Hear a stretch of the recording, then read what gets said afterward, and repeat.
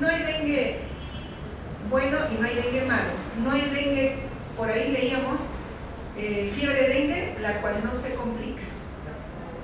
La fiebre dengue es la que no presenta complicaciones. Fiebre dengue, en primer lugar, ya no hay ese criterio. Pero todo paciente empieza con fiebre. Todo paciente con dengue empieza con fiebre. Ningún paciente con dengue empieza su expresión como un dengue grave. Ningún paciente con dengue debuta con extravasación de plasma. Todos empiezan con fiebre, mialgias, artralgia, cefalea, dolor retrocular. Más o menos algunos síntomas. Entonces yo no puedo asegurar, no debo asegurar y no sé cómo va a evolucionar cada uno de mis pacientes. Si va a corresponder al 80% o va a estar en el 18% o en el 2%. Por eso es importante catalogar al dengue como una sola enfermedad. Y dentro de las expresiones del dengue grave podemos tener el síndrome de choque por dengue o el distrés respiratorio secundario de extravasación severa de plasma, las hemorragias severas y el daño de órganos severos. Cualquier órgano. Sin embargo, los que más se afectan es encéfalo, corazón e hígado. Primer concepto importante, el dengue es una sola enfermedad con múltiples formas de expresión clínica. La siguiente, por favor. A pesar de tanta variedad de expresiones, es una sola enfermedad, a menudo de evolución clínica y resultados impredecibles. Yo no voy a saber cómo va a evolucionar mi paciente hasta que haya terminado de cursar toda la enfermedad. Impredecible. ¿Sí? Nosotros manejamos desde el 2009, nosotros en Latinoamérica, la clasificación binaria de dengue y dengue grave. El fenómeno que va a hacer la diferencia de la evolución favorable de un paciente o la complicación es el aumento de la permeabilidad del endotelio capilar. Ese es el fenómeno fisiopatológico que caracteriza al paciente con dengue. El aumento de la permeabilidad vascular va a llevar consigo salida de plasma en una forma leve, moderada o severa. Tampoco yo puedo saber si ese paciente que empezó a extravasar me va a extravasar en forma leve, moderada o severa. En el transcurso del periodo crítico, cuando esté extravasando, yo voy a poder definir de acuerdo a su comportamiento. Pero hay que tomar en cuenta que el plasma no sale solito, arrastra proteínas y arrastra electrolitos. ¿A dónde? Donde pueda, cavidades, abdomen, pericardio, pleura, donde pueda. Entonces, el fenómeno fisiopatológico del dengue con respecto a la complicación es el aumento de la permeabilidad capilar. Entonces, ¿qué factores serán los determinantes para que algunos pacientes cursen asintomáticos y otros inclusive desarrollen dengue grave? La siguiente. Estos factores están relacionados con el individuo, con el propio virus y con el momento epidemiológico en que se está cursando. Cuando hablamos del individuo, la edad, los grupos extremos de la vida son grupos de más riesgo, y no solo en el dengue, en general. No es lo mismo el dengue en un neonato, el dengue en un adulto mayor. La evolución no va a ser la misma. No es que el dengue sea más agresivo, pero la evolución no va a ser la misma. No van a tener la misma tolerancia a la extravasación, a la depresión de volumen, y también no van a tener la misma tolerancia con el riesgo de sobrecarga de volumen. Cuando hablamos de género, realmente no hay diferencia. Etnicidad, Asia. Los asiáticos tienen más riesgo de desarrollar dengue grave, sobre todo los niños asiáticos. ¿Por qué? Cuestiones raciales. Estado nutricional, por supuesto, no es lo mismo un dengue en un paciente desnutrido o un obeso. como en cualquier otra enfermedad. Enfermedades crónicas preexistentes. El diabético tendrá más riesgo de compensar sus glicemias y poder hacer cetoacidosis diabética. El paciente cardiópata tendrá más riesgo de sobrecarga de volumen cuando empiece a reabsorber líquidos. Un paciente que está con una enfermedad inmunitaria o está con una enfermedad reumatológica en la cual tiene que tomar corticoides, inmunosupresores, AINES para aliviar el dolor, no va a evolucionar igual, va a tener más riesgo de sangrados. Igual que ese paciente con una cardiopatía isquémica que tiene que estar antiagregado o el valvular que tiene que estar anticoagulado, no va a ser igual. El paciente renal que está estable, que no está en el estadio 5 para diálisis, con el dengue puede progresar su insuficiencia renal. Entonces, el dengue es el mismo, pero va a ir a descompensar las enfermedades de base. La respuesta de los peleros es realmente una respuesta idiosincrática. Y la infección secundaria es un factor determinante para aumentar el riesgo de hacer complicaciones y dengue grave en la persona. Cuando hablamos de virus, no todas las cepas se comportan iguales, ni los serotipos. Ya lo mencionó el doctor Vallejos, dentro de los 4 serotipos, el DEN2 es el que tiene más riesgo de complicaciones y sobre todo de complicaciones hemorrágicas. Le sigue el DEN3, el DEN1 y el DEN4. Digamos que el DEN4 es el más inocente. Pero dentro de los serotipos hay subgrupos. No todos los DEN2 tienen la misma virulencia. El subtipo 3 es más virulento en el dengue 2 que el subtipo 1 y 2. Cuando hablamos del riesgo epidemiológico, a mayor silencio epidemiológico, más acúmulo de susceptibles. No es lo mismo que cada 2 años yo tenga brote, a cada 5 o a cada 10. Cada 10, en primer lugar, todos los que nacieron en estos últimos 10 años son susceptibles. Elevada densidad de vector. Como el doctor Vallejos decía, al principio han visto Aedes por aquí, por una escuelita, por una plazuelita, pero esto va a ir cambiando, porque el vector se adaptó. ¿Y por qué? El clima cambió. Lo que quisiéramos es que mejore, pero no es la realidad. Ustedes tienen que estar preparados. Van a empezar a recibir dengues, pero no del Chapare, autóctonos, porque tenemos ya el vector. Amplia circulación viral e hiperendemicidad. Hay lugares como en Santa Cruz que tenemos los 4 serotipos circulantes que por supuesto hacen pico. El año pasado empezamos con los casos de dengue con el serotipo 1 y desde hace 15 días Senetron ya identificó el serotipo 2. O sea que nosotros no solo tenemos alto riesgo de desarrollar dengue, porque han circulado 2 serotipos, sino alto riesgo de desarrollar en nuestros pacientes dengue por esa combinación. Sí. Pero dentro de todos estos factores que hemos mencionado, el factor más importante es la infección secundaria. Son 4 los serotipos de dengue hasta ahora, al menos en las Américas. Por lo tanto, cada individuo está susceptible a enfermar 4 veces de dengue. Porque la inmunidad es definitiva solamente contra el virus que yo enfermé. Yo me enfermé ahora de dengue 1 porque en Cochabamba circula el dengue 1 y nunca más en la vida me enfermo de dengue 1, pero puede enfermar 2, 3 y 4. Y ustedes están en riesgo que entre en circulación el dengue 2 porque en Santa Cruz lo tenemos de ahí cerquita al Chapare. Entonces, yo desarrollo una inmunidad definitiva contra un serotipo, pero desarrollo inmunidad cruzada contra los otros 3. Y eso es lo que me aumenta el riesgo de complicaciones. Porque si bien el virus causa daño en todo el organismo, causa daño por donde circula, más daño causa el complejo antígeno-anticuerpo que se formó. La gravedad del dengue está más definida por el fenómeno inmunológico que por el fenómeno viral.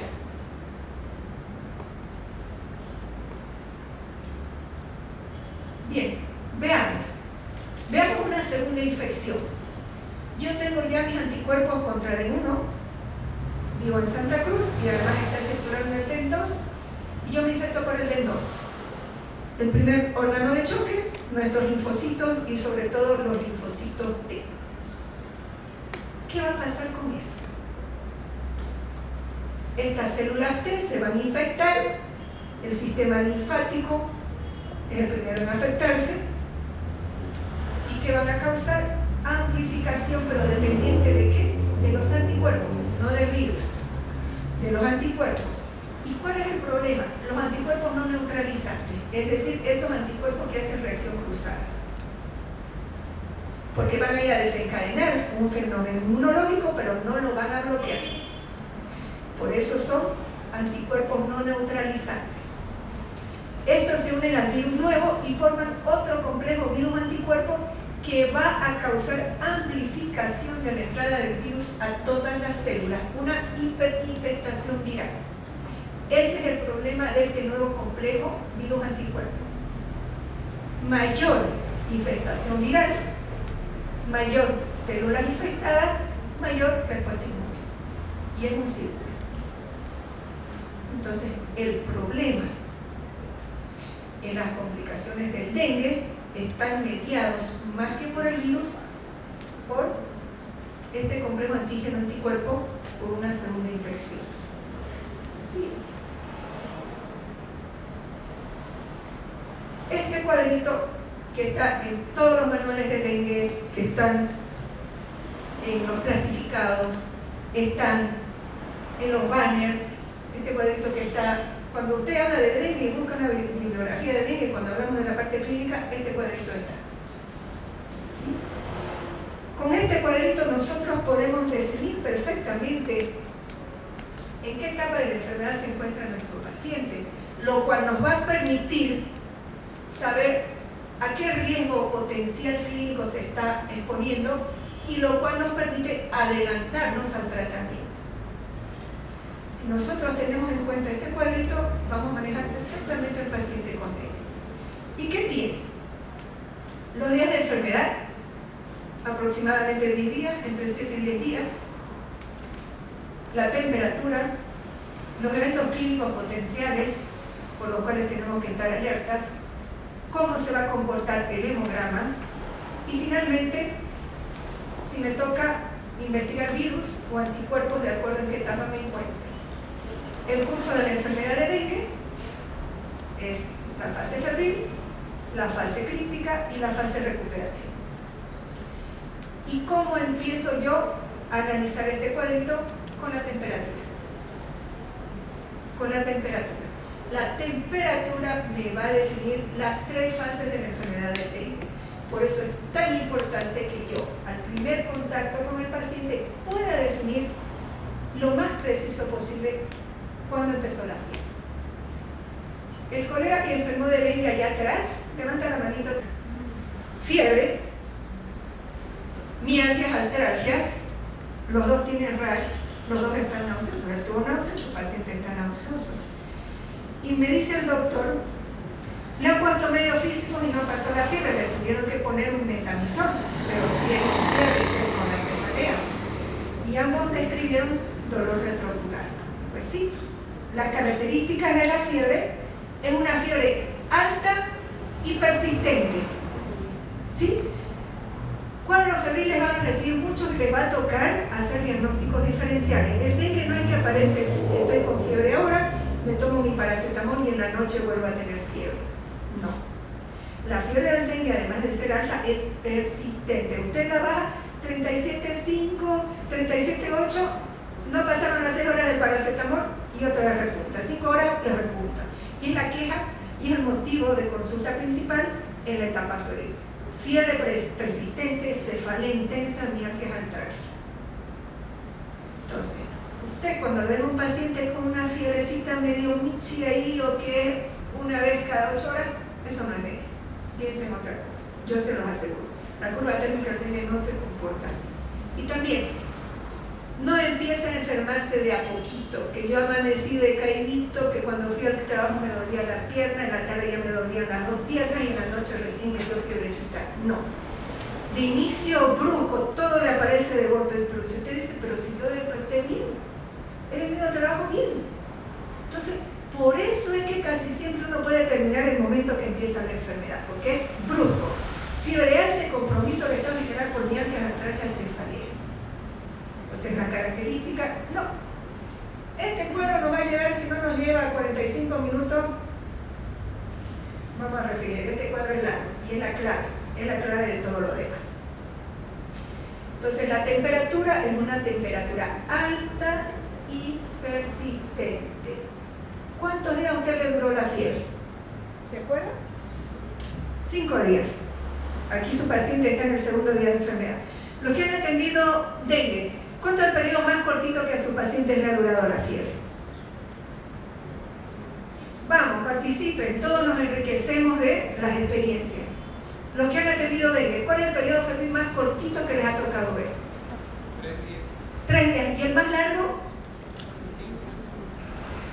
5 días dicen por ahí. ¿Alguien tuvo un paciente que le duró más tiempo la fiebrecita en dengue? ¿Usted? ¿Cuánto?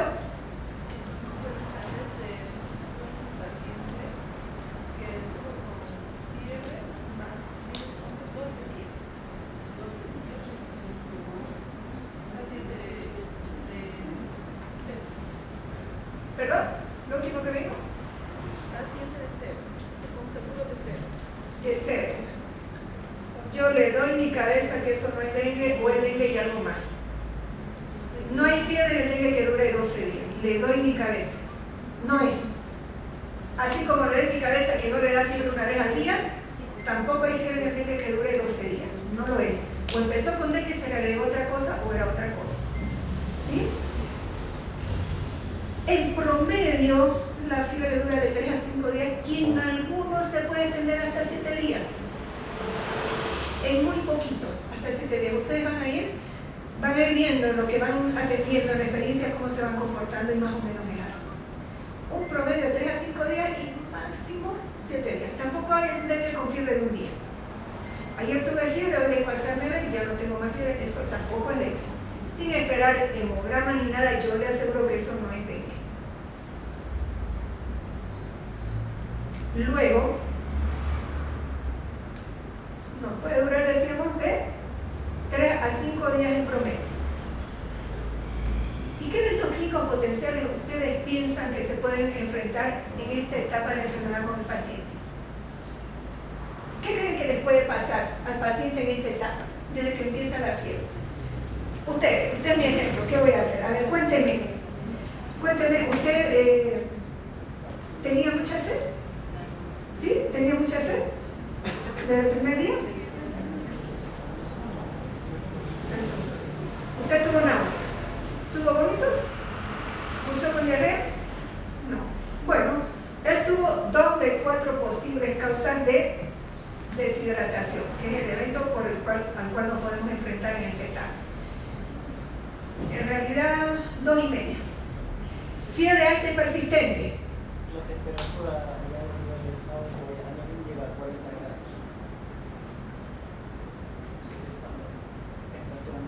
Un factor más. Vean ustedes. Fiebre alta y persistente. Aumentan las pérdidas insensibles. Estado nauseoso. Díganme si alguien que está con náuseas se va a tomar 2 a 3 litros de líquido al día, por más que sea su refresco favorito. No. Entonces, la ingesta disminuye. Algunos pacientes cursan con vómito, otra causa es pérdida de líquidos, otros cursan con diarrea. Y sin tomar en cuenta que tenemos ya, como decía el colega, ambientes en que la temperatura ambiental de hecho ya está alta, 40 grados en Guayaramén. Sin tener fiebre nos deshidratamos.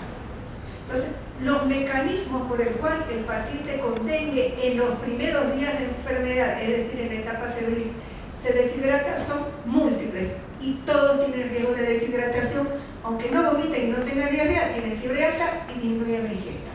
Eso es muy importante porque nosotros tenemos que hacer hincapié en la hidratación en el hogar. Cambios laboratoriales tocamos solamente hemograma, porque ese es el único que nos sirve en realidad. Decía el doctor está en observación su paciente, le ha pedido hemograma y onograma y están normales.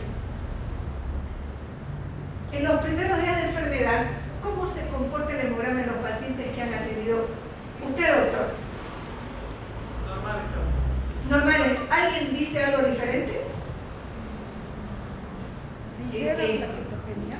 ¿Perdón? Ligera plaquetopenia. Ligera plaquetopenia, sí. Los primeros días no. Los primeros días es lo que dicen los colegas.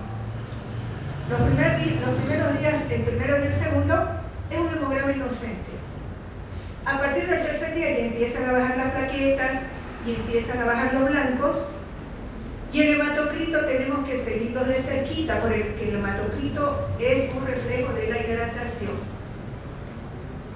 Entonces, cuando usted recibe un paciente febril y le llega un hemograma normal, usted piensa que es un criterio más para dengue. No pensemos al revés. Yo recibo un paciente febril y me trae un hemograma normal. No tiene plaquetopenia, no tiene leucopenia, no es dengue. El hemograma típico de los primeros 2 días es que sea normal. Tengo la obligación de hacer la notificación a través de mi ficha epidemiológica con todos los pacientes. En el primer contacto. Primer contacto, cuando yo he definido, en primer contacto tengo que definir si es un probable dengue. Tengo la obligación de llenar la ficha epidemiológica completita. Ya le he mostrado a la doctora Dina, es un poco larga, pero nos toca hacerlo. Yo les decía, a nosotros la ficha epidemiológica, al personal asistencial, no nos sirve para resolver el problema del paciente. Tampoco, me preguntaban por ahí en cuánto tiempo recibimos el resultado de ese metro de PCR o de la serología. Variable. Si hay muchos pacientes nos informan en 6-7 días, si no hay muchos pacientes en 4 o 5 días variable, pero nosotros no lo esperamos y no debemos de esperar. La ficha epidemiológica y el resultado de la confirmación no nos sirve para atención al paciente. La atención del paciente es clínica, pero a epidemiología le sirve, es su herramienta principal. Ellos cómo van a identificar cómo se está comportando, si estamos entrando desde alerta naranja a roja, cómo van a identificar, cómo van a tipificar la epidemia, cómo van a ir a hacer los bloqueos de foco si nosotros no los nutrimos. Y lo que sí, de los que dependen de frenar la epidemia, son de ellos, no de nosotros. Nosotros recibimos las consecuencias. Por lo tanto, es una obligación del personal asistencial retroalimentar a quienes pueden ir a bloquear y disminuir casos de dengue. Tenemos que llenar en todos los pacientes, aunque no se mande muestra para hacer serología o virología, tenemos que llenar la ficha epidemiológica. ¿Y qué identificaremos en los primeros 5 días? Virus. Los anticuerpos aún no se han formado, se forman a partir del 5.º día en promedio. Entonces, al menos lo que ahora hace Senetron es hacer PCR en tiempo real. Hasta aquí, con la fase febril. Todos los pacientes con dengue pasan por esta fase. Pero veamos nosotros, la otra fase viene a llamarse fase crítica o periodo crítico. ¿Cuándo empieza? ¿Cuándo empieza la fase crítica? ¿Perdón? El colega dice al 4.º día de iniciado los síntomas. ¿Quién da menos, quién da más? Anímense, a ver. ¿Pero cuántos días hemos dicho que dura la fiebre? ¿Quiénes han tenido pacientes con dengue? Han tenido que atravesar por estas 3 fases. Para cada Han tenido que paciente atravesar las 3 fases. Todos atraviesan la fase crítica. un día Solo que uno diferente de no los hace. El que hizo fiebre por 3 días, el tercer día empieza su periodo crítico. Todos atraviesan. El que hizo fiebre hasta el 5.º día, el 5.º día empieza el periodo crítico. ¿Entiende? La temperatura es la que va a marcar cada una de las fases del dengue, no los días. El día que empieza la fiebre, empieza el periodo febril. El día que cae la fiebre, empieza el periodo crítico, que es variable para cada uno de los pacientes. Para el doctor fue el tercer día, pero le duró 3 días la fiebre. Ah, 5, de los más duraderos, 5. ¿Sí? Entonces eso tiene que quedar claro. El periodo crítico inicia a la caída de la fiebre. Está en el cuarto día porque es el promedio, pero cada paciente, el periodo crítico le empieza el día que cesó la fiebre. ¿Qué características tiene la temperatura? Dejó de tener fiebre.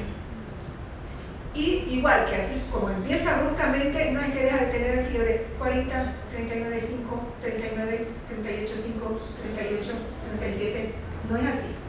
Deja de tener fiebre y deja de tener fiebre. ¿Sí?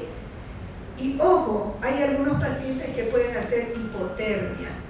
Esos pacientes, es hipotermia, reflejo de mal pronóstico, riesgo de complicaciones. Ese paciente lo tiene que estar supervisado, lo tiene que tener supervisado el que hace hipotermia.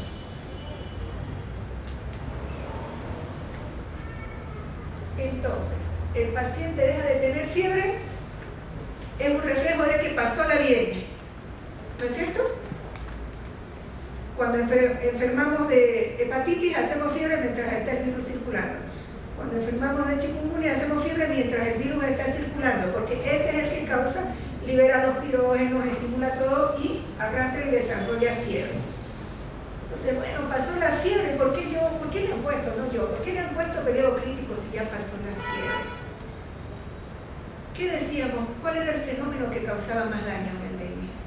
¿El virus o los anticuerpos que se forman? Los anticuerpos. ¿Y los anticuerpos cuándo se forman? Normalmente a partir del 5.º día en todas las enfermedades. Cuando ya no tengo fiebre, ya no tengo virus y ya se empezaron a formar, inclusive un día antes, los anticuerpos. Por eso es que se ha denominado periodo crítico ese momento en que cae la fiebre, porque a partir de ahí yo tengo más riesgo de complicaciones en el dengue causados por este complejo antígeno-anticuerpo.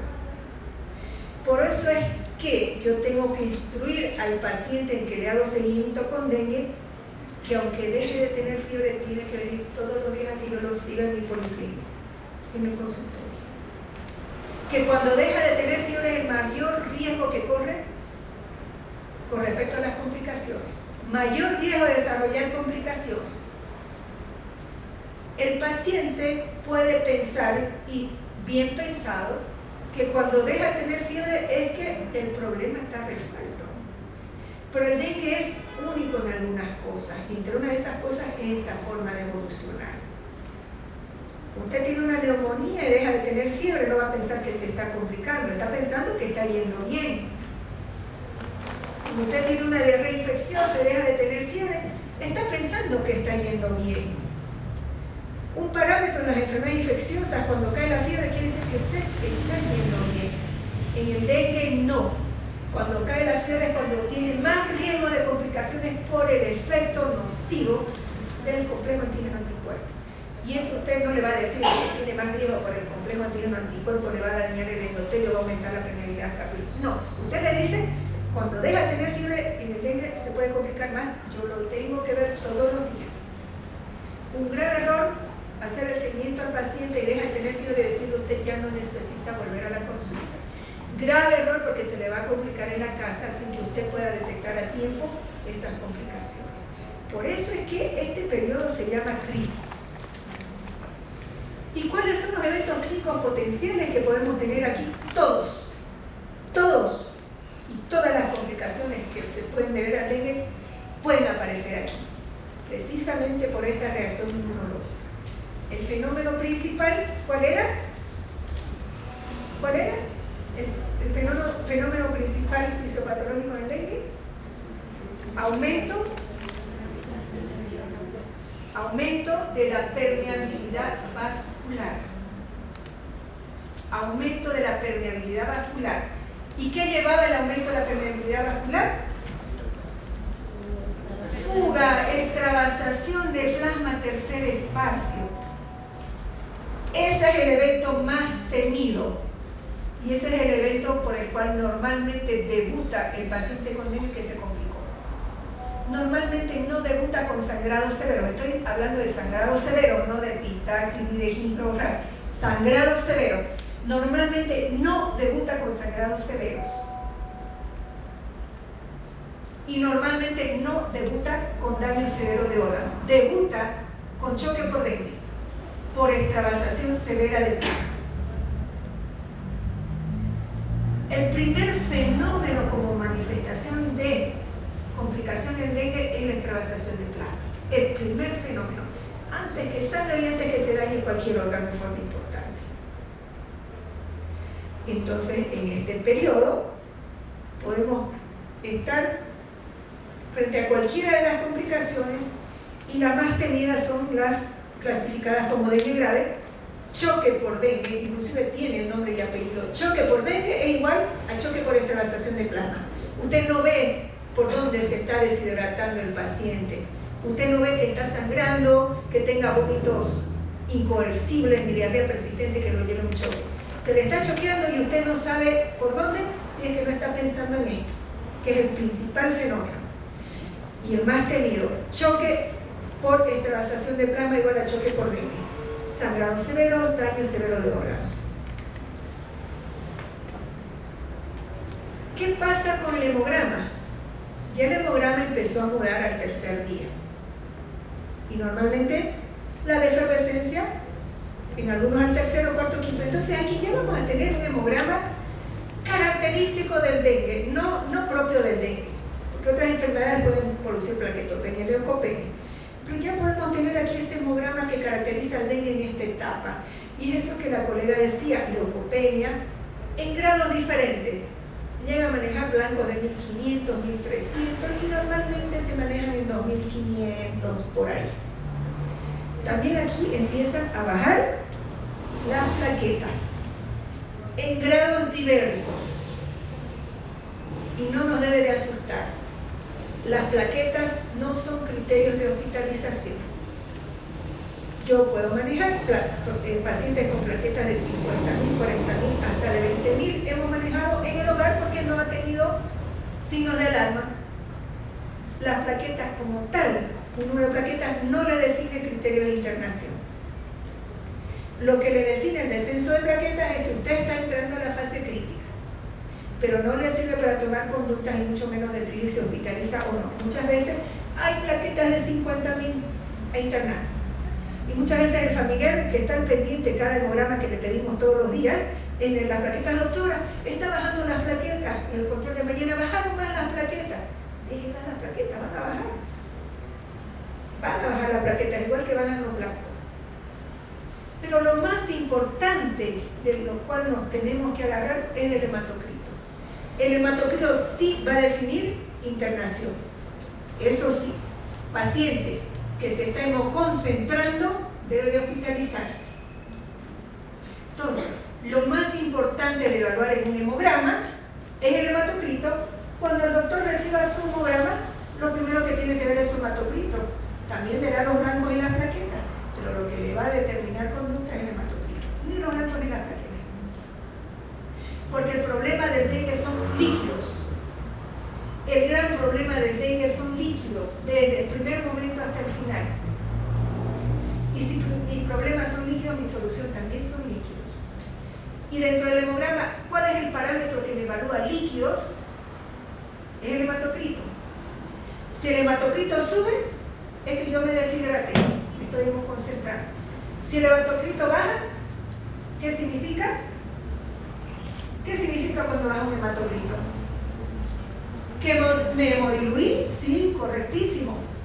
Yo hidrato a un paciente y el otro hematocrito va a estar más bajo porque estoy hemodiluyendo. ¿Y en qué otras circunstancias puede bajar el hematocrito? En sangrados. Yo empiezo a sangrar y mi hematocrito va a bajar. Entonces, el hematocrito es el elemento fundamental del hemograma que yo tengo que evaluar para tomar conductas. Porque el problema del dengue es líquidos. Aquí, líquidos porque se deshidrata y tengo que hacer hincapié con la hidratación de oral en casa. Y aquí líquidos parenterales. Aquí pediré serología o virología, depende. Si yo estoy en el sexto día de enfermedad y el sexto día le cayó la fiebre al paciente, se le hará serología. Si estoy en menos de los 5 días que cayó la fiebre al tercer día o al cuarto, le harán virología. Pero todos tienen que tener su ficha epidemiológica, independientemente del momento de la enfermedad que me toque el primer contacto con el paciente. La fase de recuperación. ¿Cuándo empieza la fase de recuperación? Acuérdense que todas las fases están marcadas por la temperatura. ¿Cuándo creen que empieza la fase de recuperación?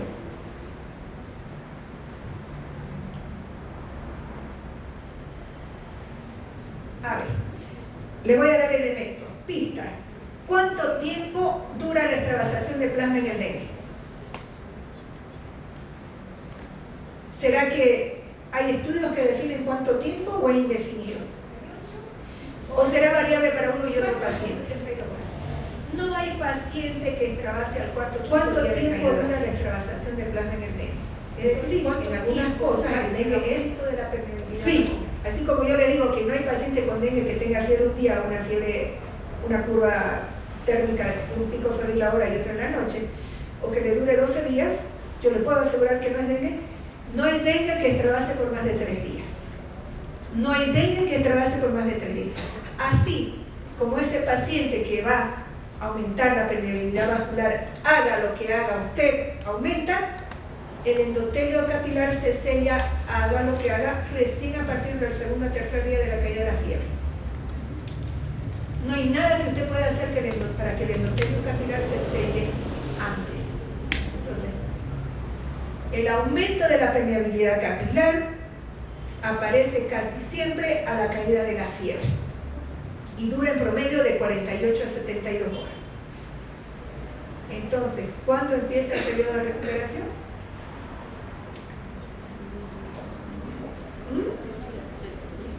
No escucho murmullos. ¿Cuándo? Anímense, no importa, la mayoría no ha manejado pacientes con dengue, no importa. ¿Cuánto? Séptimo día, octavo día. No sé. Yo no me guío por los días, me guío por la temperatura. La recuperación, dígame, doctor. Se normaliza, pero en el periodo crítico se normalizó, dejó de tener fiebre, entonces nos vamos a sobreponer crítico y recuperación. Yo no hablo de días. El periodo de recuperación empieza cuando termina el periodo crítico. ¿Y quién marca el inicio del periodo crítico? El aumento de la permeabilidad vascular. ¿Y cuánto tiempo dura?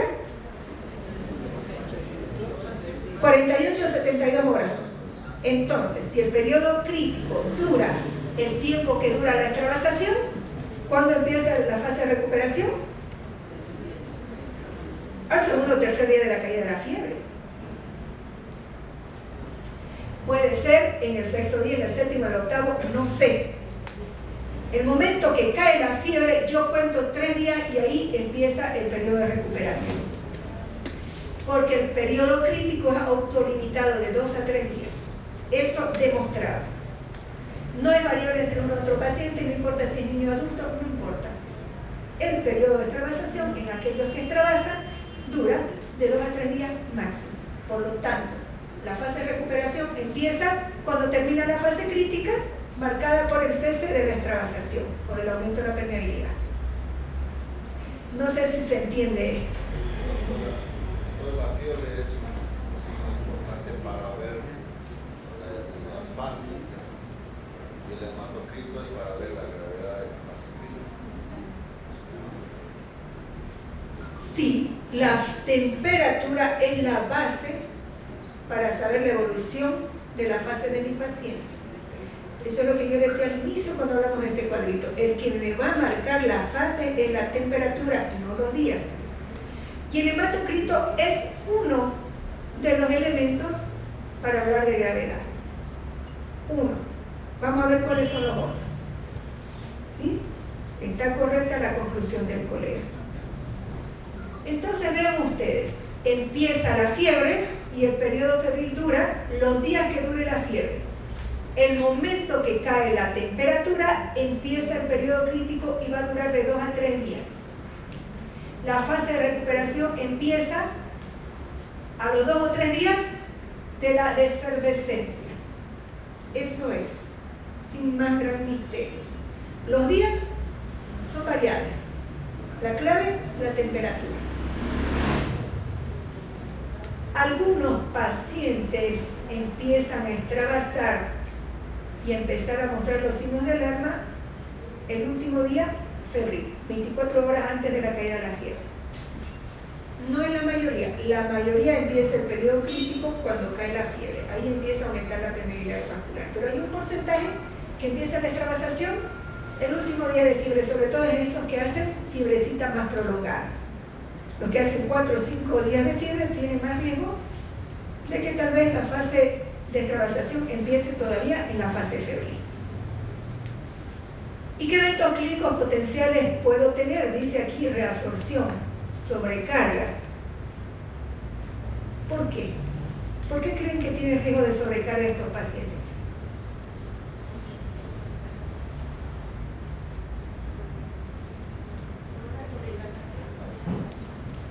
La principal causa es iatrogenia, es sobrehidratación. Pero hay un fenómeno fisiopatológico. Yo les decía, no es lo mismo un lactante menor y un adulto mayor cuando hablamos de sobrecarga, ni tampoco un cardiópata. La iatrogenia es el principal factor, una sobrehidratación. Empezó a extravasar plasma en cantidades variables cuando aumenta la permeabilidad vascular. Y resulta que, como por arte de magia, en 2 a 3 días se sellan los capilares. ¿Y a dónde va a ir ese líquido que extravasó? Ese líquido que extravasó por sí solo y parte de lo que nosotros pusimos, como dice la doctora. ¿A dónde va a ir? ¿Dónde va a ir el líquido que extravasó? Cuando se sella el capilar, ¿cómo lo vamos a eliminar? Retorna a la circulación, se reabsorbe o no. Dejó de fugar, se sellan los capilares, ese líquido va a volver al intravascular, va a aumentar la volemia y ahí tenemos el riesgo de sobrecarga. Ahí tenemos el riesgo de sobrecarga y más en estos grupos lábiles que hemos hablado, que van a tolerar menos el aumento de la volemia.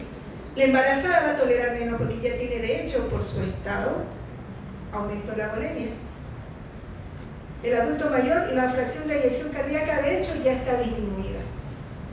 Ni que se diga el que tiene Chagas, el que ya tiene una cardiopatía, el lactante menor. El renal lo voy a sobrecargar. ¿Qué tal si está en fase oligúrica el renal? En fase dialítica. No va a ser suficiente que lo dialice 3 veces a la semana. Entonces, el riesgo en la fase de recuperación es de sobrecarga porque yo sé que todo lo que salió del extravascular va a volver al intravascular. Y entre eso lo que yo le puse. Por eso es tan importante cuando hablemos de hidratación, saber también en qué momento tengo que empezar a bajar goteos porque me voy a enfrentar a esta situación. Y muchas veces el paciente yo lo saco del choque por extravasación y va a ventilador o se me muere por edema agudo de pulmón, por distrés respiratorio secundario a la sobrecarga de volumen. O sea, el dengue es una enfermedad que me pone en peligro de vida al paciente, incluso en la fase de recuperación. Así de impredecible es. Por eso es tan importante definir cada una de las fases, porque yo sé alerta a qué voy a estar. Yo no voy a pensar que en la fase febril lo voy a sobrecargar a mi paciente. No, ¿no es cierto? Entonces, es tan importante entender este cuadro, entender cuáles son los fenómenos clínicos potenciales en cada una de las etapas, precisamente para guiar mi conducta. Pero el único riesgo no es la sobrecarga. El daño severo de órganos, si bien es más frecuente en la etapa crítica, sobre todo porque el choque hace que los daños aumenten, también podemos tener daño severo de órganos en la recuperación. Nos ha pasado que hemos tenido pacientes hospitalizados o se ha aumentado la estancia hospitalaria porque estábamos esperando cumplir los criterios de alta y empiezan a subir más las transaminasas en vez de bajar y el paciente evoluciona a una hepatitis por dengue o una falla hepática. O nos ha pasado también que el paciente empieza a presentar arritmias cuando ya pasó la fase crítica. Sí, podemos tener cualquier compromiso de órgano también en la fase de recuperación. El compromiso neurológico es uno de los compromisos que se presentan más frecuentemente en la recuperación. Podemos tener inclusive neuropatías, encefalitis por dengue hasta la tercera semana de que inició la enfermedad, porque el fenómeno que va a dañar no solo el virus, son el complejo antígeno-anticuerpo, y este todavía está circulando. Ya pasó mi migraña, pero me puede seguir causando daño. Entonces, no es despreciable observar en esta fase de recuperación la aparición de daño severo de órgano. Yo respiro tranquila cuando pasa la fase crítica, porque al menos no se me choquea el paciente por extravasación, que es el motivo principal por el cual se mueren los pacientes con dengue. Pero ojo, que puedo tener otras cosas, una caja de Pandora en dengue. Los cambios laboratoriales. Aquí empiezan a subir las plaquetas, empiezan a subir los blancos. ¿Y cómo creen que se va a comportar el hematocrito? ¿Qué pasa con el hematocrito en esta etapa?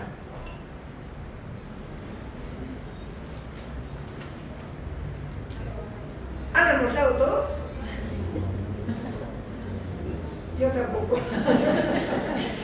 No, yo necesito un auditorio pensante. Necesito que no sea un monólogo esto. Si ustedes quieren...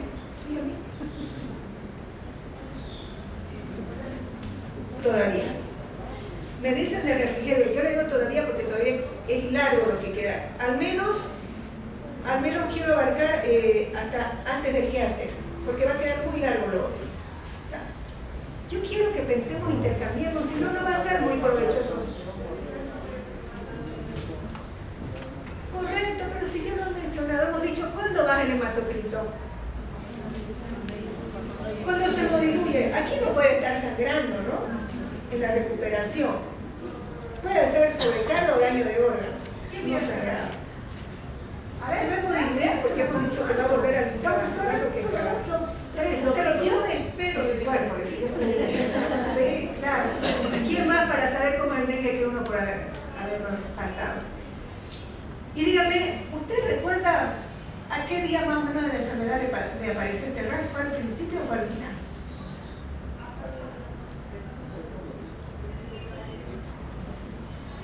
Este rash,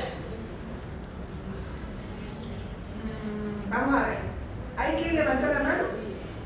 ¿Se acuerda en su paciente más o menos en qué día de la enfermedad le apareció este rash?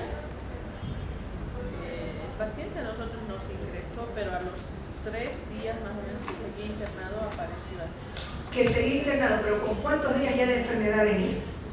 Unos 2 días más o menos. Entonces más o menos al quinto. Entre quinto y sexto, porque si se internó debe ser porque ha tenido signos de alarma. Pienso yo. Entonces, no es que esté mal, no es que usted haya sido raro que le haya aparecido al segundo día. Hay 2 brotes de rash en el dengue. Uno en etapa temprana, que puede ser del segundo al cuarto día, pero que es un poco diferente a este. Este es un infiltrado petequial. Estos son petequias. Usted comprime y no desaparece. Este infiltrado, este rash llamado islas blancas en mar rojo, las islas blancas son el tejido sano, aparecen en la etapa tardía, entre el quinto y séptimo día, y son pruriginosas. Entonces, puede ser que mi paciente no acudió ni en la etapa febril, no desarrolló signos de alarma ni complicaciones, pero yo lo puedo recibir en la recuperación y el motivo de consulta es prurito. Entonces, el paciente puede acudir a la consulta médica en diferentes etapas por diferentes motivos, y en la etapa de recuperación le puede venir por prurito. Siguiente, por favor. Doctora, una consulta. ¿El rash tiene algún sitio predilecto de localización o es generalizado? Es generalizado. Normalmente este de aquí empieza en miembros inferiores, en los pies, y después sube, pero es generalizado. Siguiente. Ahí. Pero el motivo de consulta en la fase de convalecencia no siempre es el rash. El paciente puede tener una convalescencia prolongada, que puede durar 1, 2, 3, 4, 5 o 6 meses. ¿Y qué síntomas tiene? Cefalea, fatiga al ejercicio, suben las gradas y se cansan, artralgias, mialgias, dificultad en la concentración. Entonces, inclusive en meses, puede ser que el paciente sigue con secuelas del dengue. Sobre todo el adulto. El niño se recupera más rápido, pasó la etapa crítica, no engrasó y está correteando como si nada. El adulto no. Entonces a veces puede venir el paciente y decirle, mire, sigo enfermo con dengue, porque me sigo sintiendo cansado, yo tenía cansancio, me duelen los músculos y las articulaciones, a mí me dolía cuando empecé, me dolía la cabeza y sigo con lo mismo.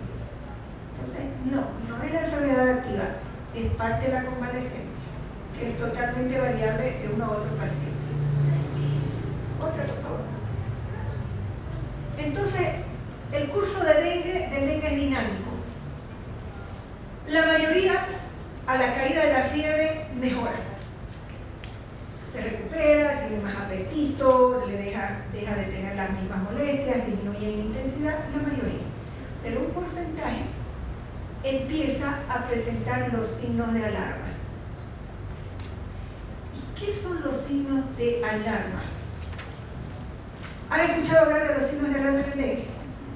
Sí. ¿Qué significan los signos de alarma? ¿Quién se anima? ¿Por qué tendrán el apellido de alarma? ¿Por qué no lo dejaron encima? ¿Qué significa?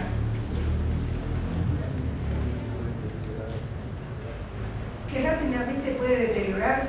¿Sí? ¿Qué le indica a usted una alarma? La alarma de su casa, la alarma de su auto. ¿Qué le indica una alarma? Cuando empieza a sonar una alarma, ¿usted se queda sentadito? Peligro. ¿Qué más le indica? Riesgo. Y usted se queda sentado. Usted que trabaja en una reanimación, en una UCI, en un TI, cuando empieza un ventilador a sonar, ¿se queda sentado? Acude inmediatamente a definir qué está causando que se gatille esa alarma. ¿Para darle qué? Solución. Pues eso quisieron reflejar cuando le pusieron el apellido de alarma a estos signos. Cuando ese paciente tiene signos de alarma, significa que está en riesgo, en peligro de vida. ¿Por qué? Porque los signos de alarma son el reflejo de un aumento significativo de la permeabilidad capilar. Quiere decir que su paciente ya empezó a extravasar plasma antes que empiecen los signos de alarma. Cuando el paciente viene con signos de alarma, usted ya está en negativo, porque para que aparezcan ya aumentó la permeabilidad capilar en forma significativa. Por eso es que es alarma. Usted no empieza a compensar a ese paciente que empezó a extravasar, se lo va a choquear y se le va a morir. Usted manda a ese paciente con signos de alarma a la casa, se le va a morir en la casa. Porque imagínese que por todos los metros que tenemos del sistema venocapilar está extravasando. Y no va a extravasar por 2 horas. ¿Por cuántas horas va a extravasar? 48 a 72 horas. Usted lo va a mandar y va a extravasar por ese tiempo.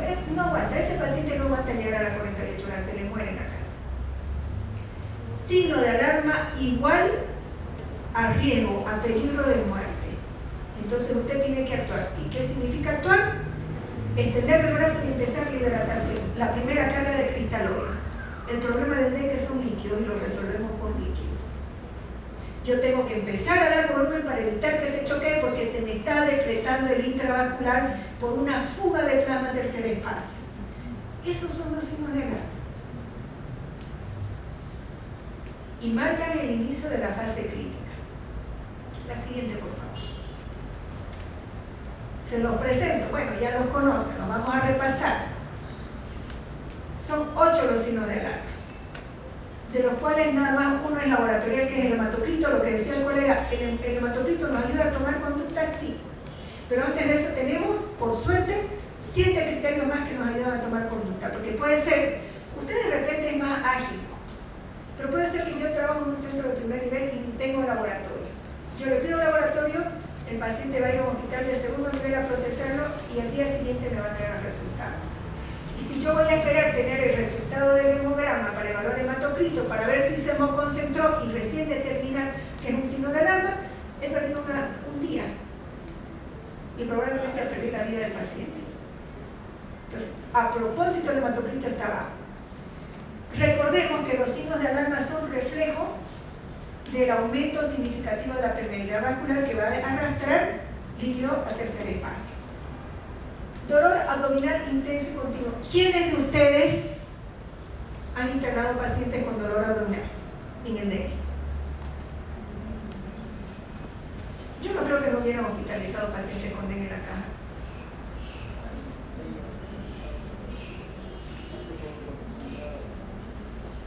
Por el sangrado. Bueno, de ahora en adelante van a ver que van a bajar los internados si es solo por gingivomorragia. De repente, depende. Vamos a ver si esa gingivomorragia es un signo de alarma realmente. Bueno, el dolor abdominal en el dengue es un dolor abdominal intenso y continuo. No es un dolor que viene ahora y después viene, no es un dolor tipo cólico. A veces yo puedo estar con diarrea en el dengue y tengo un dolor tipo cólico. Puedo estar con gastritis porque no tengo hambre, estoy tomando paracetamol horario, y si yo no recibí la orientación adecuada puedo estar tomando ibuprofeno, diclofenaco, y la limonada también, y a una gastritis puedo tener un dolor abdominal resultado de todo eso, y no necesariamente como signo de alarma. Puedo tener un dolor abdominal de tipo muscular, y ese no es un signo de alarma. La característica del dolor abdominal como signo de alarma es intenso y continuo. Tan intenso que muchas veces lleva al diagnóstico erróneo de un abdomen agudo quirúrgico. Y yo lo quiero ver entrar al quirófano a un paciente con dengue y usted no sospechó de dengue. Sangran en napa y se le muere en el quirófano. Porque usted no pensó que ese dolor abdominal es un signo de alarma. Han habido pacientes que han entrado al grado porque empezaron a sangrar y pensando que era un aborto. Han entrado pacientes con sospecha de embarazo ectópico roto, claro, estaba embarazada, vino dolor abdominal, ecografía líquido libre en cavidad y encima un sangradito, tiene todos los criterios de un embarazo ectópico, y ni qué se diga si se choquea. Pero si yo no pienso en dengue no voy a hacer el diagnóstico diferencial. Esa paciente entró al quirófano, la meto al quirófano y no sale. Entonces no es restarle importancia al dengue.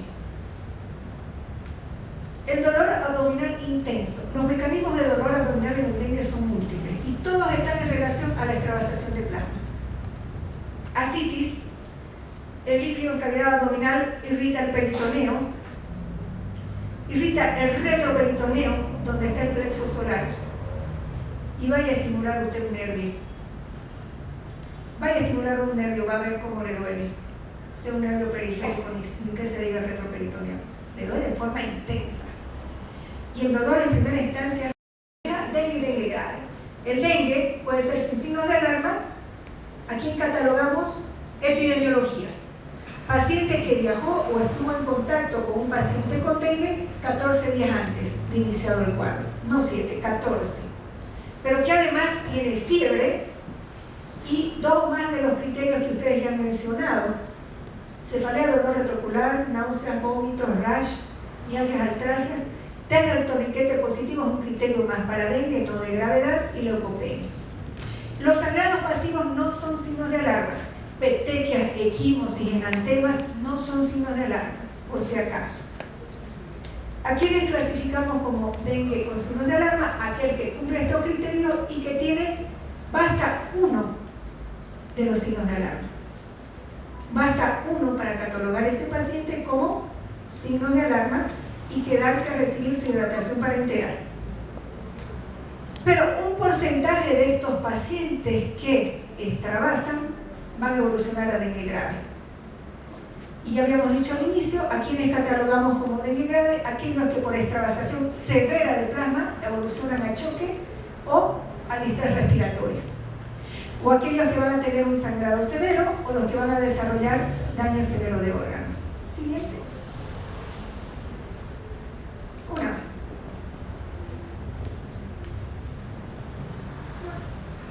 ¿Qué hacer? Esta pregunta la vamos a resolver en el próximo capítulo después del refrigerio.